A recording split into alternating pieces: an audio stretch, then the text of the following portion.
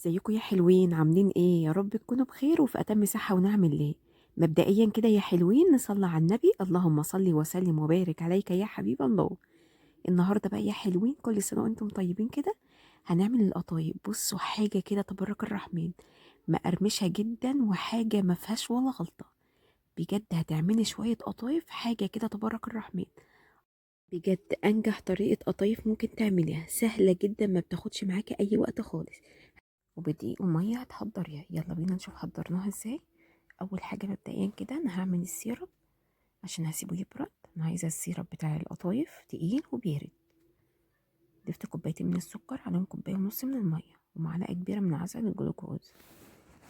لما السيرب معايا يبتدي يغلي هنزل بظرف من الفانيليا وهقلب تقليبه وهطفي النار. هنحضر بقى العجينه بتاعت القطايف. هنا معايا بوله جافه كده، نزلت فيها 3 كوبايات من الدقيق. هناخد الدقيق كويس جدا كده وهنزل عليها بنص معلقة صغيرة بيكنج باودر ورشة من الملح ومعلقة صغيرة مليانة كده من الخميرة الفورية وظرف من الفانيليا ومعلقتين كبار من النشا، وهضيف معلقة من السكر ومعايا 3 كوبايات من المية الدافية. أنا هعجنها بمية مش بلبن ولا الكلام ده، بمية ودقيق هتحضري أحلى قطايف.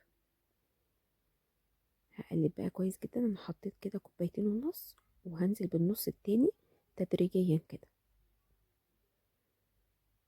أنا عايزة دي معلقة السكر اللي أنا نسيت أحطها فضفتها دلوقتي. يبقى بالظبط كده 3 كوبايات الدقيق خدوا معايا 3 كوبايات وربع من المية الدافية. انتي هتحطي كوبايتين ونص كده في الأول وانزلي بالنص التاني تدريجيا. لو لقيتيها محتاجة انا هوريكي السمك المظبوط بتاعها. لو لقيتيها محتاجة ضيفي الربع كوباية المتبقي. انا هنا 3 كوبايات الدقيق خدوا معايا 3 كوبايات وربع من المية. هخلط بقى كويس جدا كده. بجد هتحضري أطعم وأنضف قطايف ممكن تاكليها. بجد طعمها بجد جامدة جدا. انا ما بسيبش العجينه تخمر معايا ولا اي حاجه، انا بشتغل على طول. جبت الطاسه بتاعتي كده سبتها تسخن على نار متوسطه كده وهنزل بقى بالقطايف بتاعتي. الحجم بقى اللي يناسبك، عايزاه عصافير عايزاه كبيره براحتك خالص. الحجم ده بتاعك انت. انا بحب الحجم ده اللي هو ولا كبير ولا صغير. بحطها كده في الطاسه ومش بقلب فيها ولا اي حاجه. اول ما الاقي العجينه اختفت كده من حوالين القطايف وبقت شكلها زي القطايف كده استوت، برفعها من على النار وما بحبهاش تاخد لون من تحت عشان لسه طبعا هنحمرها في الزيت زي ما قلت لكم. بصوا الفقاعات بتاعتها كده دليل ان القطايف ناجحه معاكي. وده القوام المظبوط جدا للعجينه.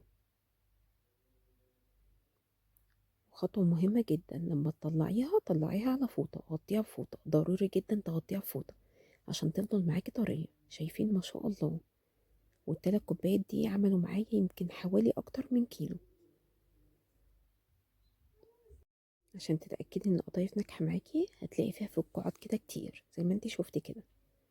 هنا الحشوه بتاعتي انا هحشي بلح كده وهحشي جوز الهند وزبيب ومكسرات. الحشوة دي بقى اللي انت تفضليها. يعني انا عندي الاولاد اصلا مش بيحبوا المكسرات وبيحبوا القطايف مش محشية، فبعد ما بحشي كده بعمل لهم كام واحدة على قدهم اهو كده زي ما انتم شايفين. همسكها كده واحشي بقى واقفل عليها كويس جدا. بجد القطايف بالتمر حاجة كده تبارك الرحمن. بصوا ما شاء الله العجينة طرية جدا، شايفين؟ دليل ان بتقفل معايا بكل سهولة. بجد هتعملي شوية قطايف مفهومش ولا غلطة. هنا بقى عشان تدي الشكل بقى الجميل ده اعمليها بالشوكة كده، قفلي عليها تاني بالشوكة. هنا بقى ممكن تفرزيها وانتي حاشيها ومقفلاها كده، لكن قبل كده ما ينفعش تتفرز. فانت لو حابة تفرزيها كده احشيها وفرزيها. يعني انا عملت كده طبق وفرزت الباقي عشان احنا بنحبها سخنة. وكده بقفلها كده كويس جدا وبحطها في كيس كده جنبي عشان ما تنشفش.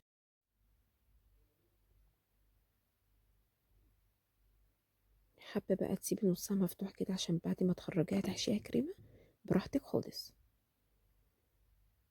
وتقفلي كده بالشوكة بتدي شكل جميل جدا.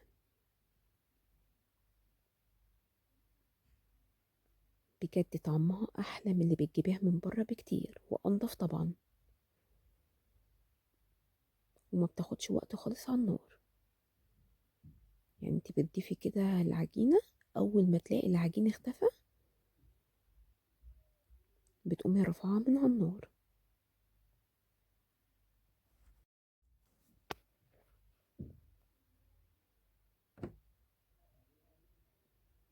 يا رب تكون كل حاجة واضحة قدامكم كده. هجيب بقى الطبق الفل بتاعي ده وابدأ افرد فيه كيس كده وابدأ ارص القطايف بتاعتي بالشكل اللي انتم شايفينه ده، وهدخلها على طول على الفريزر.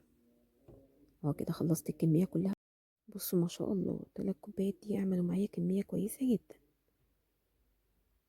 هنا بقى معايا السيرب بتاعي اهو تقيل زي ما انتم شايفينه كده ما شاء الله، عشان القطايف بتحب السيرب التقيل، التقيل البارد. فانا عملته قبل ما اعمل القطايف كده وسبته يبرد تماما.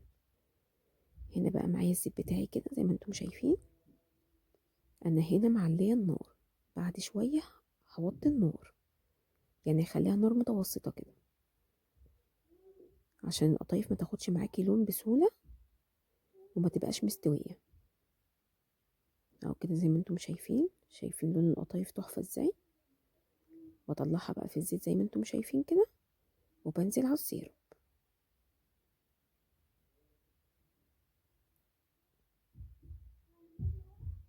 انا قلت كده كميه وسبت الكميه التانية في الفريزر.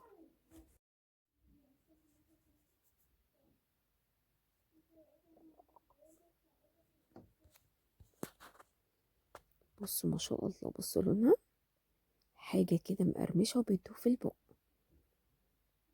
بص الحشوه من جوه بجد طريقه ناجحه جدا للقطايف. بصوا شكلها بيتكلم عن نفسها. اتمنى بقى يا حلوين تجربوها بنفس الطريقه. يا ريت بقى يا حلوين ما تنسوش اللايك الحلو منكم والكومنت عشان ارحب بيكم، والاشتراك طبعا في القناه. نتقابل بقى في فيديو جديد يا حلوين، في حفظ الرحمن.